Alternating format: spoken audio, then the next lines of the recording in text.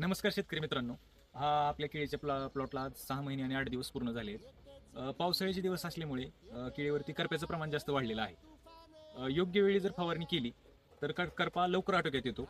आणि आज मी तुम्हाला 2 फवारणी सांगणार आहेत. एक वेन होण्याच्या आधीची आणि वेन झाल्यानंतर. त्यासाठी आपल्या अकाउंटला फॉलो करून घ्या.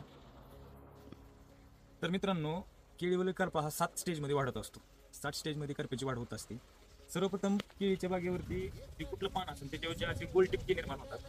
गोल टिपके निर्माण झाल्यानंतर ज्या नसा आहेत पानाच्या, त्या नसा पानांच्या अशा पिवळ्या पडतात. आणि सर्व नसांवर ते प्रसरल्यानंतर पूर्ण पान पिवळं पिवळं पडत जातं. त्याचा खरडा रंग होतो आणि पूर्ण पान करपून जातं. तर मित्रांनो, आपल्या बागेची जर वेन झालेली नसेल तर आपल्याला पहिली फवारणी अशी घ्यायची आहे. त्यामध्ये आपल्याला टिल्ट 150 ml घ्यायचं आहे, कोसाईड 40 ग्रॅम घ्यायचं आहे आणि कॉन्टॅप हे 40 ml घ्यायचं आहे. पाऊस पडला की पहिल्या स्टेजमध्ये ही फवारणी करून टाकायची, जेणेकरून पहिल्या स्टेजमध्ये आपला करपा आटोक्यात येईल. मित्रांनो, जर आपल्या प्लॉटची जर वेन झालेली असेल तर आपल्याला दुसरी फवारणी ही पानांवरती आणि खोडांवरती घ्यायची आहे.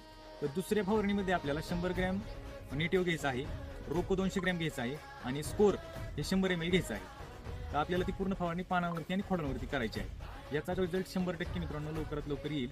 अशा द्वारे तुम्ही फवारणी घेत चला. ज्या 2 फवारण्या मी तुम्हाला सांगितलेल्या आहेत ते 200 लिटर पाण्यासाठी मी तुम्हाला सांगितलेल्या आहेत. व्हिडिओ कसा वाटला मला नक्की कळवा. धन्यवाद.